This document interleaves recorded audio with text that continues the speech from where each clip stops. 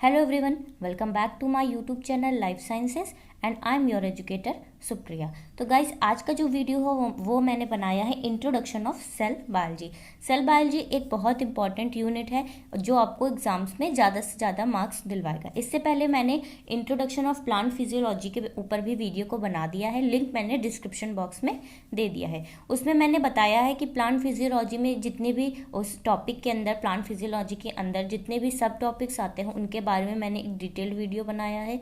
Plus मैंने ये भी बताया है कि कौन कौन से टॉपिक्स एग्जाम में बहुत ज़्यादा इंपॉर्टेंट है, जो मतलब हर बार एग्जाम में आते हैं। इस वीडियो में हम सेल बायो के पूरे टॉपिक्स को पढ़ेंगे और ये भी देखेंगे कि कौन कौन से टॉपिक्स जो है वो बहुत ज़्यादा इंपॉर्टेंट है एग्जाम से रिलेटेड, जो एग्जाम में जिससे हर बार क्वेश्चंस आते ही हैं। So let's start the video. तो सबसे पहले इंट्रोडक्शन ऑफ सेल बायो में सबसे पहले जो आता है टॉपिक वो आता है मेम्ब्रेन स्ट्रक्चर एंड फंक्शन। यहाँ पे मेम्ब्रेन की जो बात बोल रही है वो सेल मेम्ब्रेन की बात बोली गई है, सेल मेम्ब्रेन या जिसको प्लाज्मा मेम्ब्रेन है। तो सबसे पहले इसके अंदर आ जाता है बेसिक ऑफ प्लाज्मा मेम्ब्रेन या जिसको सेल मेम्ब्रेन कहते हैं। तो आप प्लाज्मा मेम्ब्रेन का जितना भी बेसिक होता है उसको पहले पढ़ लीजिएगा, क्योंकि कोई भी टॉपिक अगर हमें डीप में पढ़ना है तो हमें उसका बेसिक तो पता ही होना चाहिए। तो आप बेसिक ऑफ प्लाज्मा मेम्ब्रेन के बारे में पढ़ लीजिएगा। उसके बाद प्लाज्मा मेम्ब्रेन में अब इम्पॉर्टेंट क्या है कि प्लाज्मा मेम्ब्रेन में lipid, protein and carbohydrates means plasma membrane इनसे मिलकर बनी होती है। लिपिड में आ जाता है फॉस्फोलिपिड्स, ग्लाइकोलिपिड्स एंड एस्ट्रॉल जिसको कोलेस्ट्रॉल भी कहते हैं। और प्रोटीन में आ जाता है पेरिफेरल प्रोटीन, एक्सटेंसिक प्रोटीन जिसको कहते हैं, और integral protein means intrinsic protein, और कार्बोहाइड्रेट्स। तो एग्जाम के पॉइंट ऑफ व्यू से अगर मैं बताऊं कि आप लास्ट में किन टॉपिक्स को रिवीजन के लिए रखें, तो सबसे पहले आपको लिपिड बहुत इंपॉर्टेंट टॉपिक है। इसमें फॉस्फोलिपिड पे और ग्लाइकोलिपिड दोनों में ही क्वेश्चंस हर बार आते हैं। कोलेस्ट्रॉल से भी रिलेटेड क्वेश्चन आ जाता है कि कोलेस्ट्रॉल जो है वो मेम्ब्रेन की फ्लूइडिटी को कैसे अफेक्ट कर रहा है, इस पर भी क्वेश्चन आ जाता है। लेकिन आप रिवीजन के लिए फॉस्फोलिपिड और ग्लाइकोलिपिड को ज़रूर से ज़रूर एग्जाम के पहले पढ़ के जाएं। बात करते हैं अगर प्रोटीन्स की, तो प्रोटीन्स में पेरिफेरल प्रोटीन्स और इंट्रीगल प्रोटीन यानी कि ऐसे प्रोटीन जो सेल की मेम्ब्रेन में प्रेजेंट है, बाउंड्री पे प्रेजेंट, उन्हें कहते हैं पेरिफेरल, और integral means inside the cell जो इम्बेडेड होते हैं।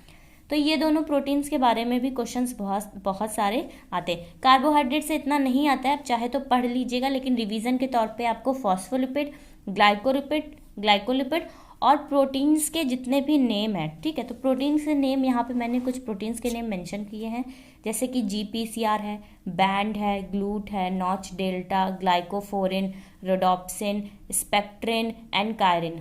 तो आपको प्रोटीन के बारे में क्या पढ़ना है कि लास्ट में रिवीजन क्या करना है कि सबसे पहले ये जितने भी प्रोटीन है इनके कितने ट्रांस मेम्ब्रेन होते हैं, बहुत इंपॉर्टेंट है। कभी कभी मतलब बी जो पार्ट बी होता है उसमें से क्वेश्चंस आते हैं मोस्टली कि कौन सा प्रोटीन कितने ट्रांस मेम्ब्रेन है, और मैच द फॉलोइंग्स में भी आ जाते हैं, जैसे GPCR 7 ट्रांस मेम्ब्रेन होता है। तो इस तरह से आपको इसके बारे में पढ़ना है, और ये भी पढ़ना है कि ये जितने भी प्रोटीन्स हैं इनमें से कौन से पेरिफेरल है और कौन से इंट्रीगल प्रोटीन है, ये भी आपको पढ़ना है, ठीक है।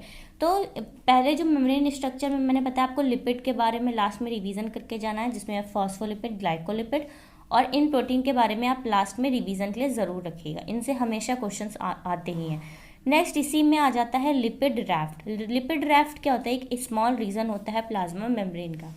इस पे क्वेश्चंस आते हैं कि लिपिड रैफ्ट किससे इनरिच्ड होता है, मींस लिपिड रैफ्ट जो प्लाज्मा मेम्ब्रेन का स्मॉल रीजन होता है वो किससे मिलके बना होता है, उसमें क्या क्या इंक्लूड होते हैं, इससे रिलेटेड क्वेश्चंस आते हैं। ये इतना लेंदी नहीं है, लिपिड रैफ्ट बहुत ही छोटा सा है, आपको सिर्फ इतना याद रखना है कि जैसे वो ग्लाइकोलिपिड या किससे स्टेरॉल से इन सबसे मिलके लिपिड रैफ्ट जो है वो बना होता है। तो आप चाहे तो लास्ट में रिवीजन के लिए रख सकते हैं क्वेश्चंस, इसमें भी बी पार्ट में क्वेश्चंस आ जाते हैं। नेक्स्ट आ जाता है लिपिड मूवमेंट।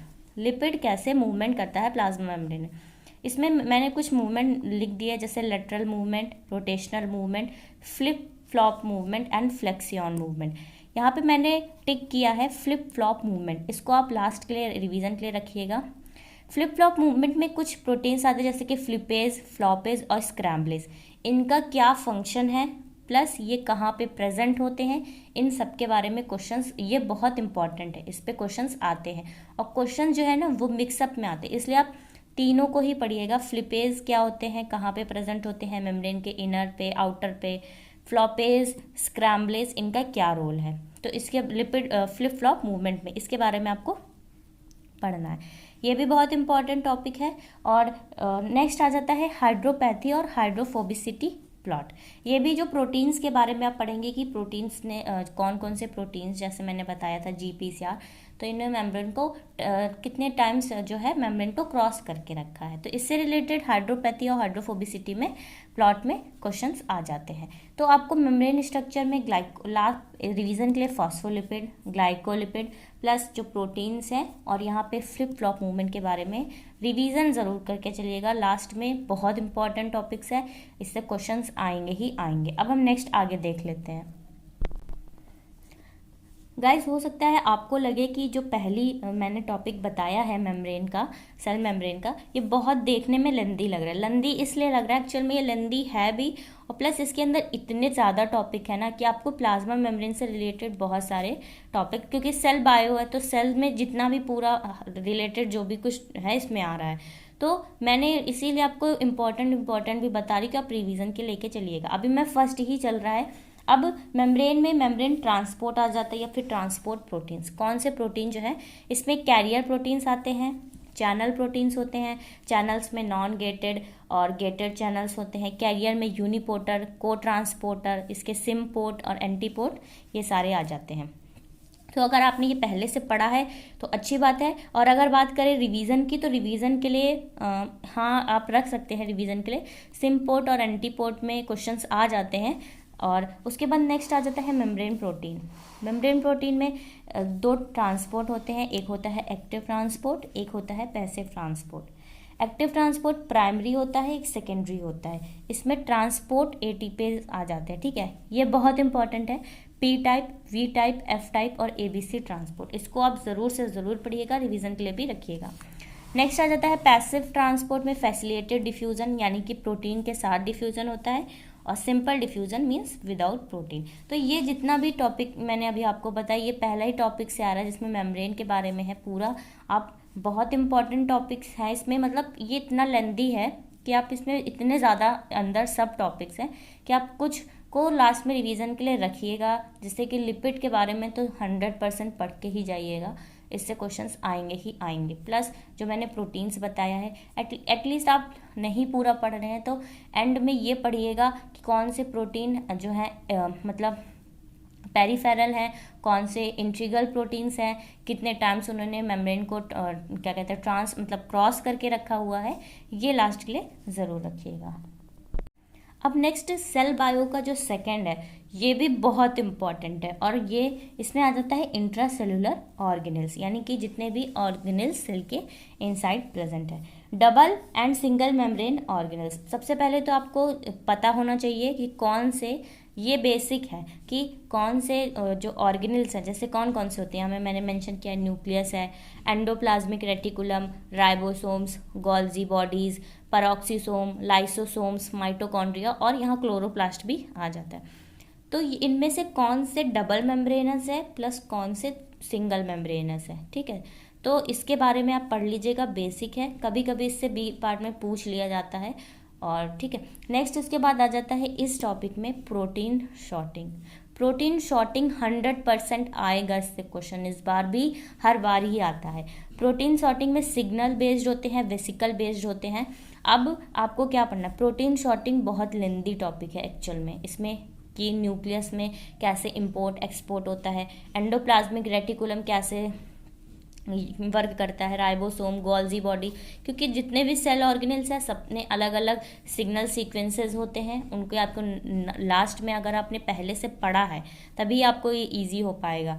आपको लास्ट में कितने सिग्नल सीक्वेंसेस होते हैं, कौन से डबल मेम्ब्रेनस होता है, कौन सा सिंगल मेम्ब्रेनस होता है, कैसे वो इंपोर्ट हो रहा है, कैसे एक्सपोर्ट हो रहा है, ये बहुत प्रोटीन की बात हो रही है, कैसे इंपोर्ट हो रहा है, कैसे एक्सपोर्ट हो रहा है, ये आपको पढ़ना है, बहुत इंपॉर्टेंट टॉपिक है। एंडोसाइटोसिस कैसे होता है इसके बारे में भी पढ़ेगा। तो ये जो सेकंड वाला मैंने बताया इंट्रासेलुलर ऑर्गेनल्स, इसमें जितना भी कुछ है ना ये सारे ही इंपॉर्टेंट है, क्योंकि जब आपको ऑर्गेनल्स के बारे में पता होगा तभी आप प्रोटीन शॉर्टिंग को पूरा पढ़ पाएंगे, क्योंकि प्रोटीन शॉर्टिंग बहुत लेंदी टॉपिक भी है। ठीक है, तो ये हो गया सेकेंड। उसके बाद नेक्स्ट आ जाता है organization of genes and chromosomes. इसमें आ जाता है lac operon and TRP operon. Lac operon भी इजी है, टीआरपी ओपेरॉन भी इजी है। लास्ट में आप रिवीजन कर लीजिएगा, इससे क्वेश्चंस आ जाते हैं। मतलब कुछ टॉपिक ऐसे होते हैं ना कि 100% नहीं आते हैं, बट फिर भी वो ईजी होते हैं, क्योंकि उनके 80% आने के चांसेस रहते हैं। तो लैक ओपेरॉन के भी चांसेस बहुत ज़्यादा रहते हैं, और टीआरपी ओपेरॉन दोनों पढ़ लीजिएगा। प्लस आ जाता है क्रोमैटिन एंड क्रोमोसोम्स। इसमें आप क्रोमोसोम्स क्रोमैटिन का बेसिक भी पढ़ के जाइएगा। क्रोमैटिन में यू क्रोमैटिन, हेट्रोक्रोमैटिन कैसे होते हैं ये आ जाता है। फोर्थ मैंने यहाँ पे लिखा है सेल साइकिल। सेल साइकिल में माइटोसिस, मियोसिस और जितने भी स्टेप्स इन्वॉल्व होते हैं सेल साइकिल में, एंड इनके कंट्रोल कैसे होते हैं। और लास्ट आ जाता है माइक्रोबियल फिजियोलॉजी। इसमें बैक्टीरियल ग्रोथ कर्व के ग्राफ जो होता है या कर्व जो होता है उसके बारे में पढ़ लीजिएगा लास्ट में, और स्ट्रेस रिस्पॉन्स। तो अगर सेल बायो का ओवरऑल अगर मैं आपको बताऊं कि cell bio according to me, मैंने जो एग्ज़ाम दिया था उसके अकॉर्डिंग सेल बायो में आप पहला जो आ जाता है सेल मेम्ब्रेन, या जिसको प्लाज्मा मेम्ब्रेन कहते हैं, उसमें लिपिड, ग्लाइकोलिपिड, प्रोटीन्स कैसे वर्क करते हैं, हाइड्रोपैथी प्लॉट जो होता है उसके बारे में पढ़िएगा, पढ़ के जाइएगा, रिवीजन के लिए रख लीजिएगा। और प्लस सेकंड ये इंट्रासेलुलर ऑर्गेनल्स में जो प्रोटीन शॉर्टिंग हो गया। आप चाहे तो ये क्रोमोसोम्स हैं और सेल साइकिल, इनसे रिलेटेड इतने ज़्यादा क्वेश्चंस नहीं आते हैं, मतलब आते हैं बट ऐसा नहीं कि हर बार आने के चांसेस 100% रहते हैं। लेकिन प्रोटीन शॉर्टिंग हो गया और प्लस प्लाज्मा मेम्ब्रेन से क्वेश्चन 100% आएंगे। ठीक है, तो ये हो गया सेल बायो के ऊपर मैंने एक पूरा डिटेल वीडियो बना दिया है। अगर आपको कोई भी डाउट हो तो प्लीज़ कमेंट करके ज़रूर पूछिएगा, और अगर आपको मेरा वीडियो अच्छा लगे तो मेरे चैनल को लाइक, शेयर और सब्सक्राइब ज़रूर करिएगा। Thank you so much for watching my video.